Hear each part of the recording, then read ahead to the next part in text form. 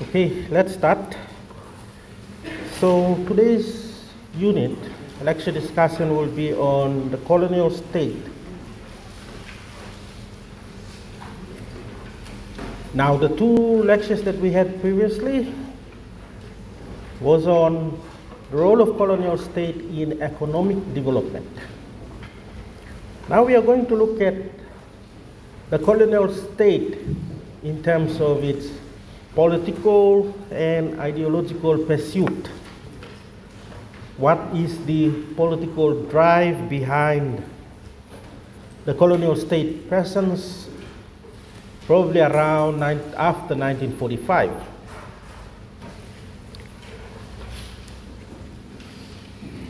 We will be focusing more on the ideas behind the paternalistic policy. All right, so the colonial administration implemented what is called the paternalistic policy from around 1945 up until 1978. So the time period where the neoclassical colony discussion was happening. So in today's unit discussion, we will try to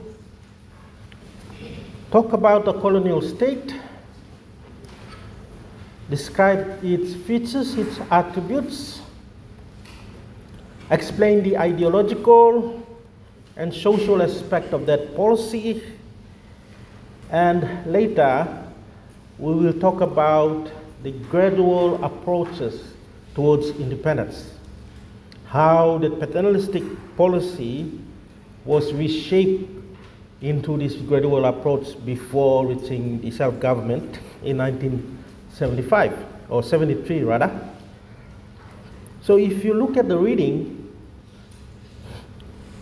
in order to understand this reading, it's important that you try to have a mental picture of the questions, and as you go about in reading and trying to understand, try to see where the various sections and various parts of the reading, okay, will help you try to answer some aspects of these learning objectives here.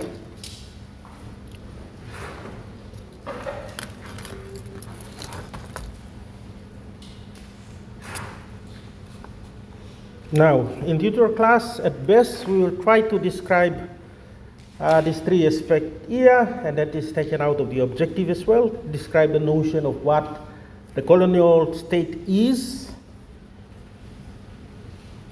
the forms of paternalism and its examples, and the objectives and motivations of the gradual policy, or gradualism policy. Okay, let's start. So in order to understand the paternalistic policy in the territories around 1945 and onwards, that is summed up by this gentleman here, Governor Seyubet Mari. And he said that, in his words, we went to New Guinea solely and simply to serve our own ends.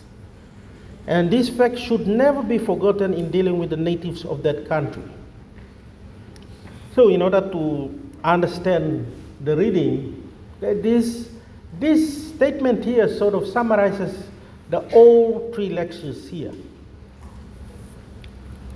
But more importantly, the paternalistic policy is summed up in this statement here. We went to New Guinea solely and simply to serve our own hands.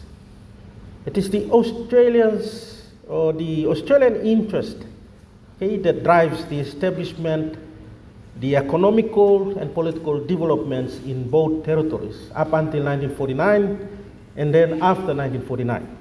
So that must be remembered, and that must not be forgotten when talking about our history and how that relates to the colonial past.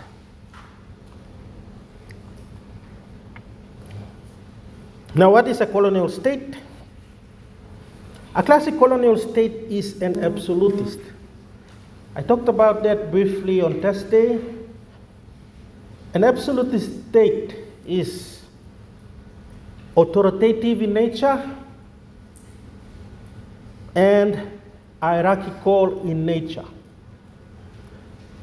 An absolute state, in other words, is like countries in the communist regimes. Look at North Korea under Kim Jong-un. Look at the Chinese Communist Party. These are some form of example of an absolute state. An absolute state suppresses and regulates the society. So the territories of Papua New Guinea sort of resembles this absolutist idea or absolutist structure. Now there are 4 features of an absolute state or colonial state. This includes the political and legal domination, economic exploitation, control and dominance, and dependency.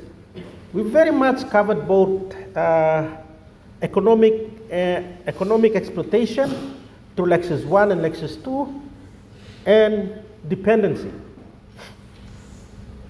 Very much the lectures 1 from 1884 to 1945 sort of emphasize more of the exploitive nature of the colonial or exploitive nature of the colonial legacy. After 1945, then we've seen the dependence on the colonial state in terms of colonial or in terms of economic development.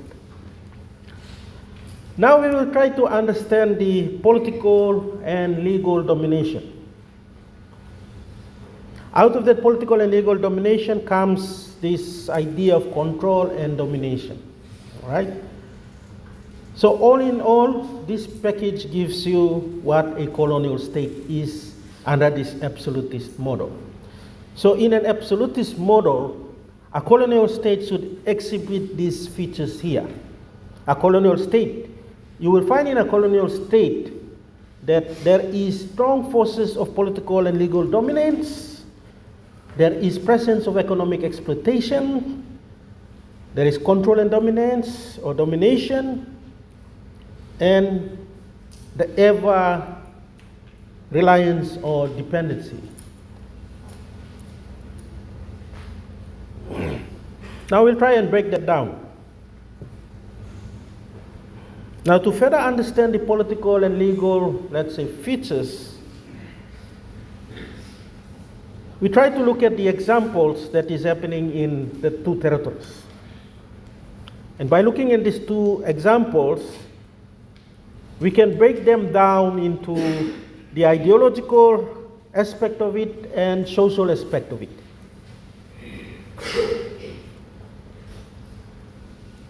So the ideological aspect of it, what we are trying to learn and trying to discuss and trying to see the developments, we are more focused on the drives, the motivations, ideas behind what constitute this paternalistic policy. Because ideologically, the paternalistic idea or policy, the very implementation of it, or examples of such policies came out through the social measures or measures undertaken by the colonial administration. So understanding the ideological and social aspect of it will give us an idea of what constitutes paternalistic policy from around 1945 up until 1975 or 73. So the ideological and social aspect of this paternalistic policy that sort of influenced the colonial policies or implementation of colonial policies in Papua New Guinea, whether it be economical, whether it be political, whether it be social. So the ideas drive the social actions of human beings, something like that.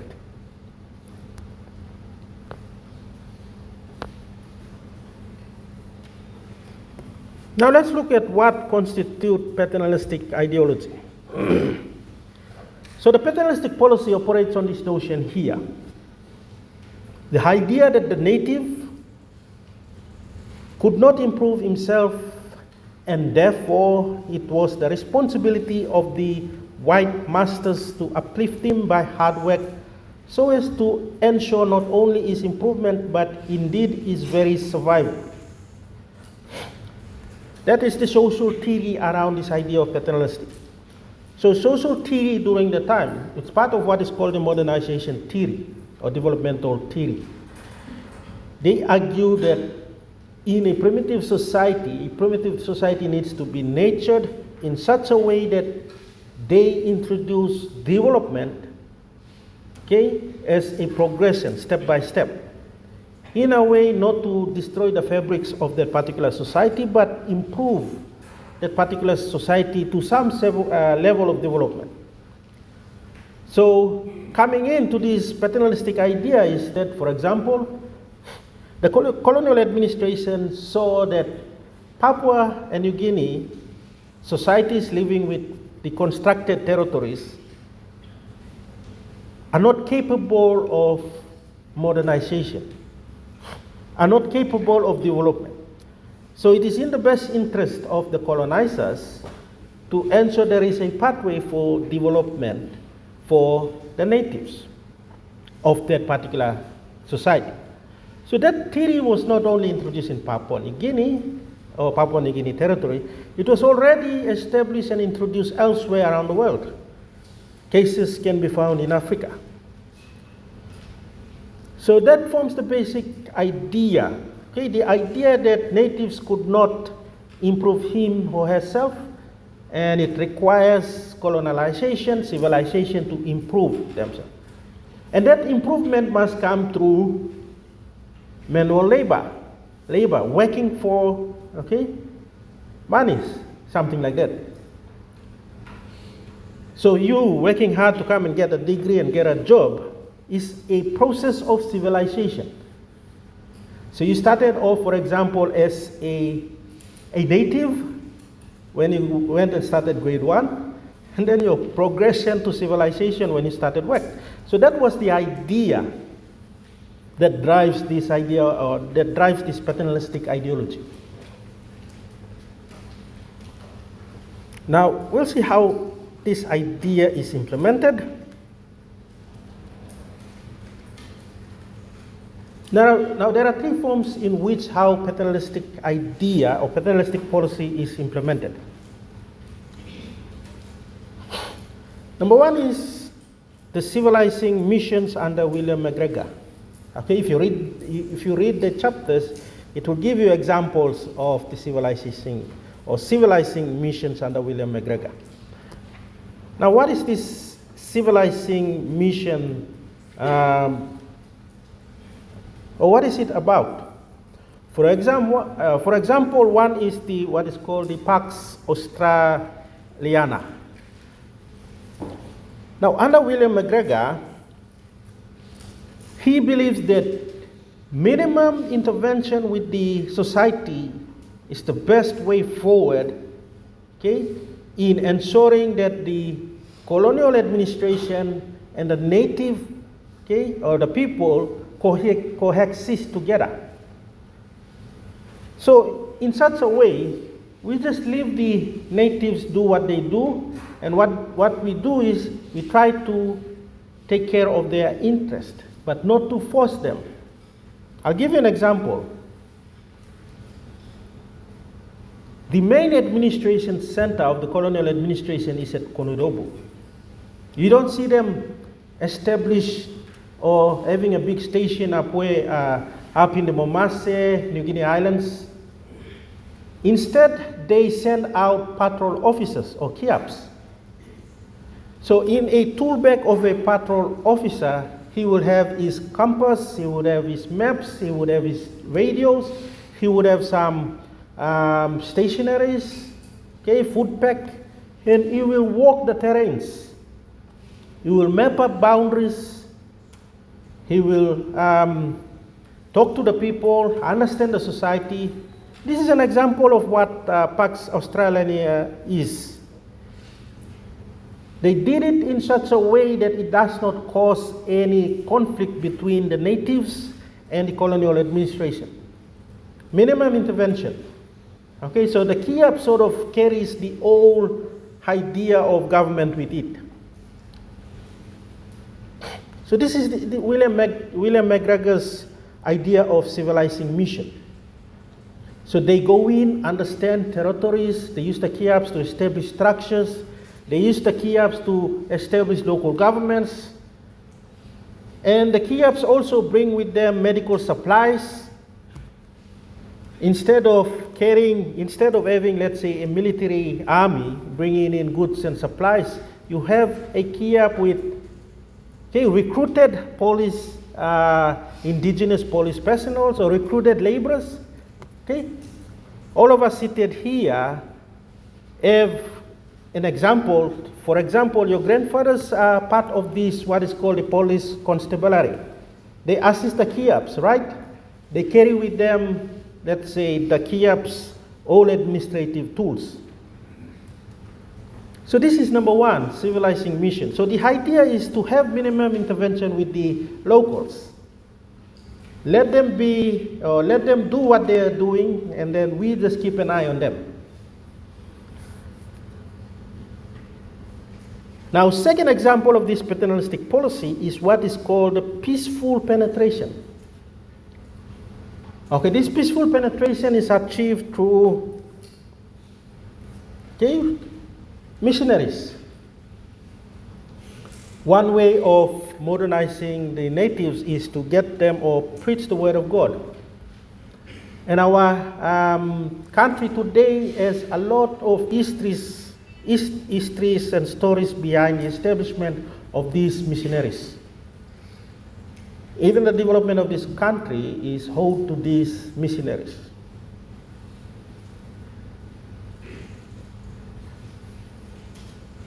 So missionaries plus other official or government official, Kiaps as well included. So that is another example of this idea of paternalistic policy or paternalistic ideology. The policy came through the form of peaceful penetration, and this sort of lets the missionary do the civilizing, okay, on behalf of the colonial state. So one of Governor McGregor's idea was not to have a big police presence or government presence to intimidate the natives. So this is where missionaries were very much fit for the job. They went in to not spread violence, but spread peace. The idea behind missionary is service. So that is why the governors during that time supported the idea of peaceful penetration. Now, last is civilizing to achieve through work, menial labor. So that idea was brought forward by the Western European democracies. They started off as agricultural economy, and then they moved to industrial economy. So in the process of this movement, labor was a very important aspect of modernization and development. So this forms one of the bases of the paternalistic policy. In order to develop the indigenous or the natives, they have to be introduced to the idea of labor or working for money. Okay? So, and we've discussed in our two previous lectures the idea of a peasant-based strategy. The idea that now I have to go and work in the plantation to earn myself a wage.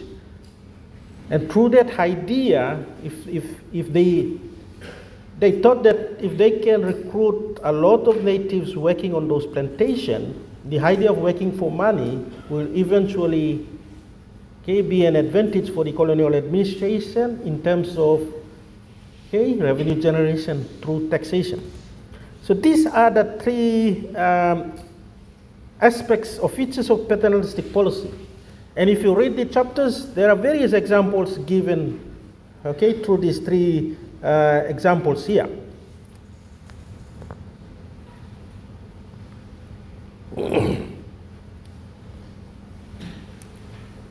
So we've talked about the ideological or the ideology behind the paternalistic policy, and now the social aspect of the paternalistic policy.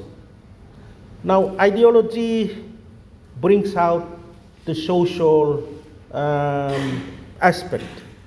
Now, what is the social aspect here?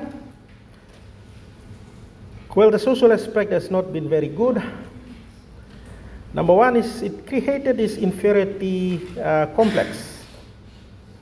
It created a sense where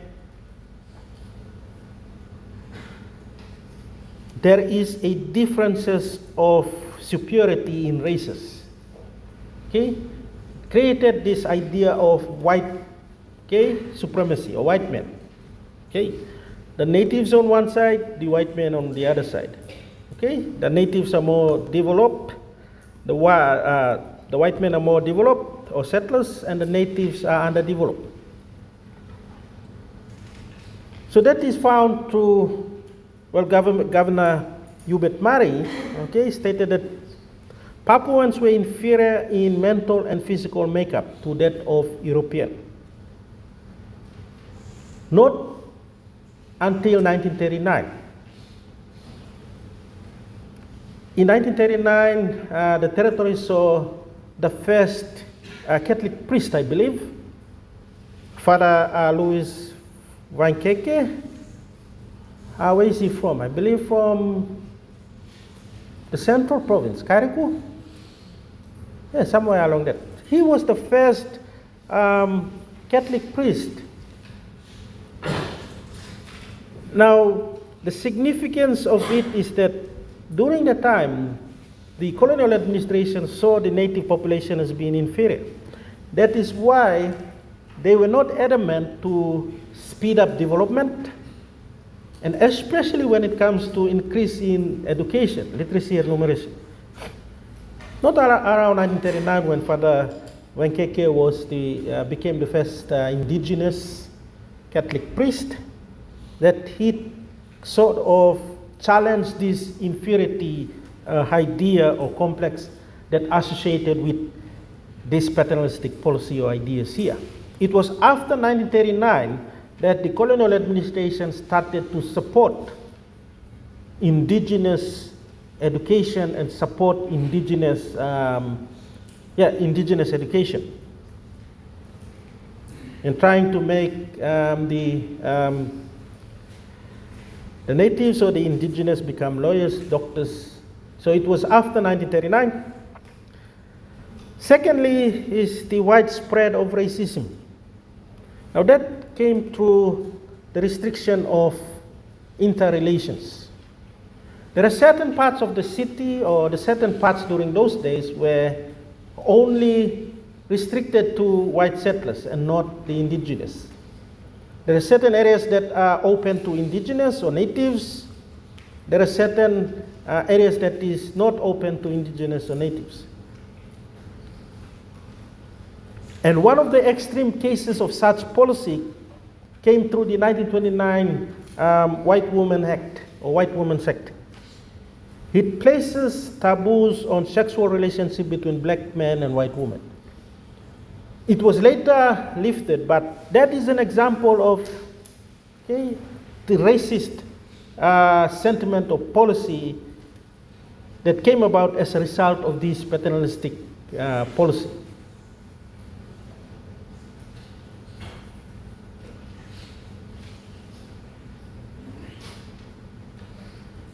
And thirdly, discrimination was omnipresent and dehumanizing.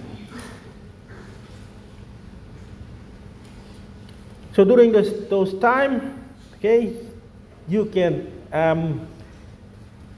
if you read, there are lots of examples about those informal social attitudes towards the indigenous. And that was most prevalent under the Mari administration. So if during the 1950s, 60s, if you read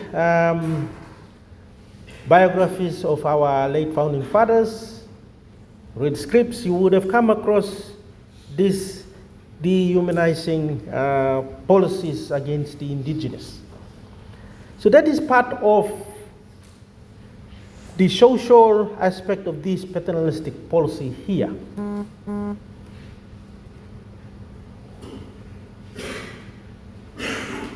Now, what is the political aspect of it?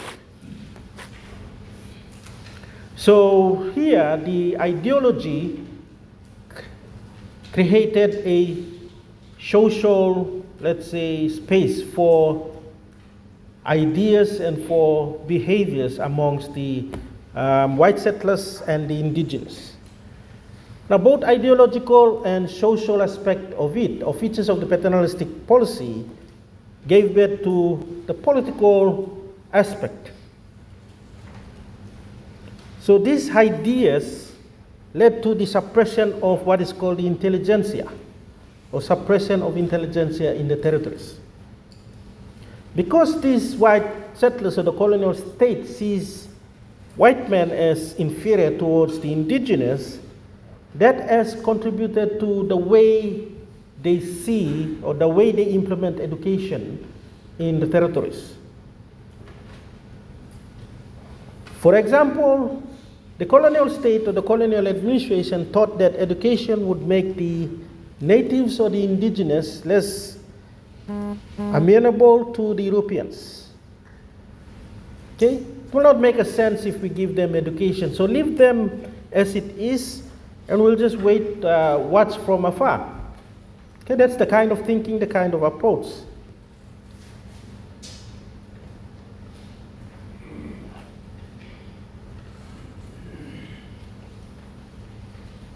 And in addition to that, the other thing was to keep the indigenous isolated from outside influence. Okay?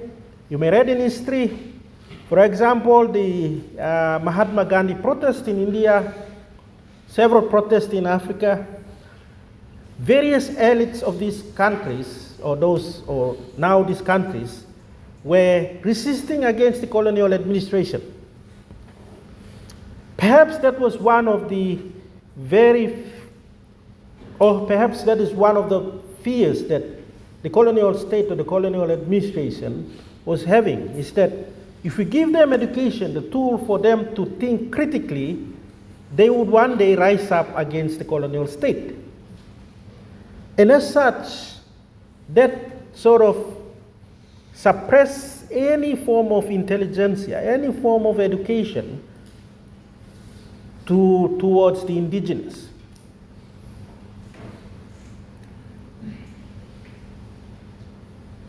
So for example, an example would be in the education funding to the territories. Around 1923, the education funding was about 18,000 Australian dollars. By 1937, it declined to just about 5,000 Australian dollars. That is an example of the kind of suppression the colonial administration is doing. Another example in your reading would be the healthcare. Okay, healthcare was offered only in places where there is presence of white settlers. So, healthcare was, for example, let's say Boroko and Waigani, there is a big presence of white settlers in Boroko, a less presence of white settlers in Waigani. So, in that scenario, healthcare would be more focused in Boroko than Waigani. So that was the thinking of the time, and that led to the distribution of health services during the time.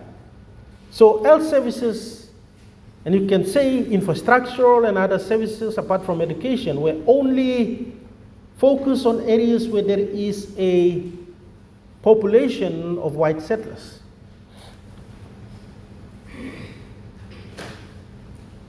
So politically, number one is suppression of intelligentsia. Number two is, again, the protection of welfare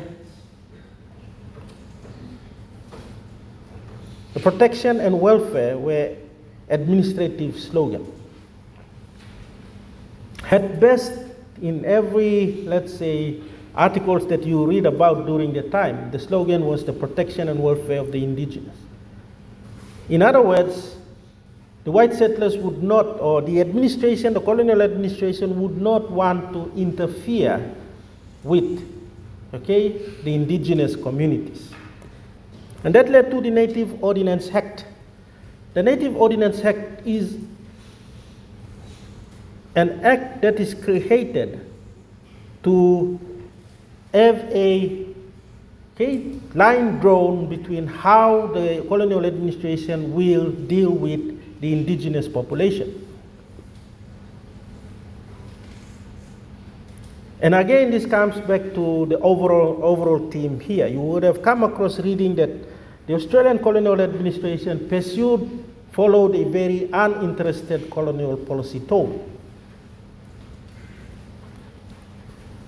So that is attributed to the paternalistic policy, or the paternalistic policy that was implemented after 1945.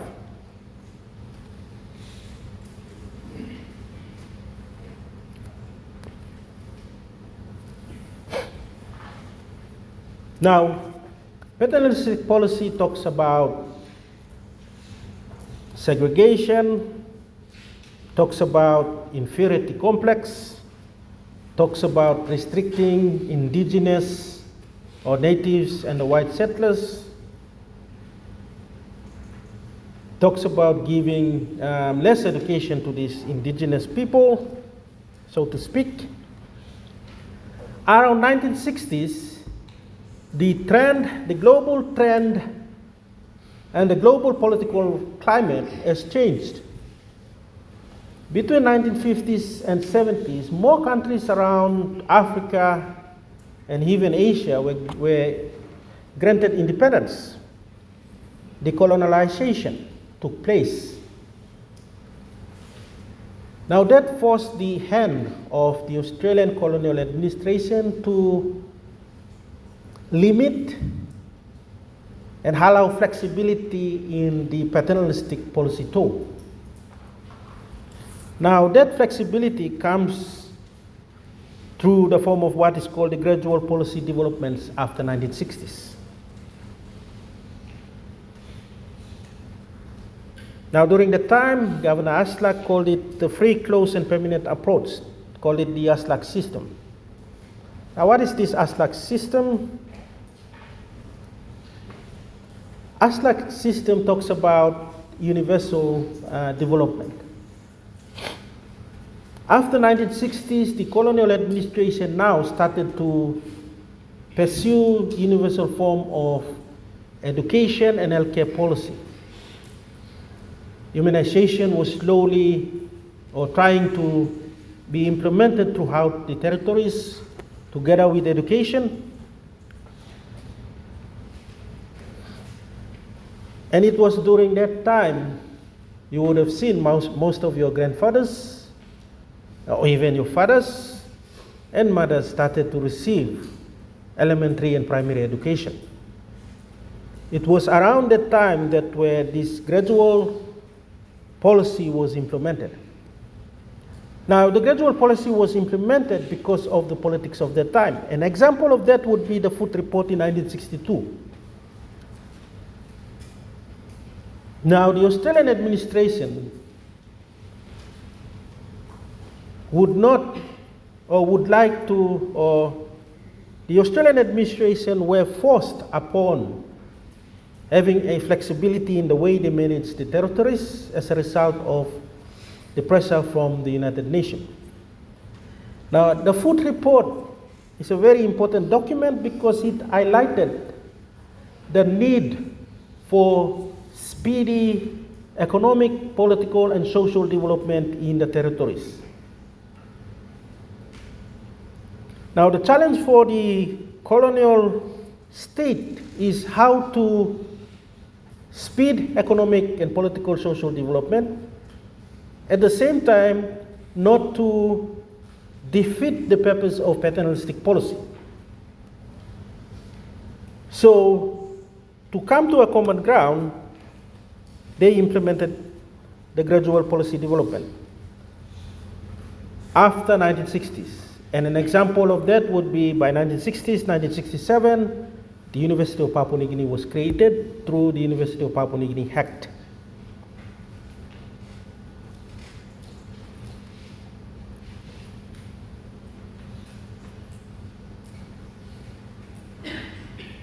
Now, to conclude, the chapter, the reading, gives you the motivations behind the colonial policy. And that motivation, okay, not economic motivation, the political motivation came about or came through the paternalistic idea, social aspect of it, and the political aspect of it. In conclusion, the primary objective of the administration policy was to establish dependency in all forms. Even the paternalistic policy was to establish dependency of the indigenous or the native communities on the white settlers. The laws in itself were aimed at implementing dependency. Authority was the primary concern backed by ideological and social phenomenon embedded in civilizing the indigenous, which influenced political and public policy during this time. The goal of the colonial state was to establish some form of authority. And the goal of that authority is seen through the paternalistic policy. And we've talked about the three aspects of paternalistic policy: the ideological behind it, the ideological aspect behind it, the social aspect behind it, and the political aspect behind it.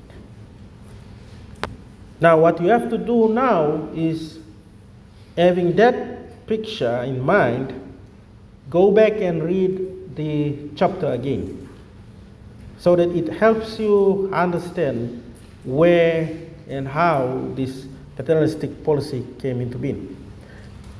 Remember, the paternalistic policy on one hand and the exploitive policy on one hand, they together complement each other. So both paternalistic and the exploitive nature of the economic policy together create a dependency arrangement. Okay?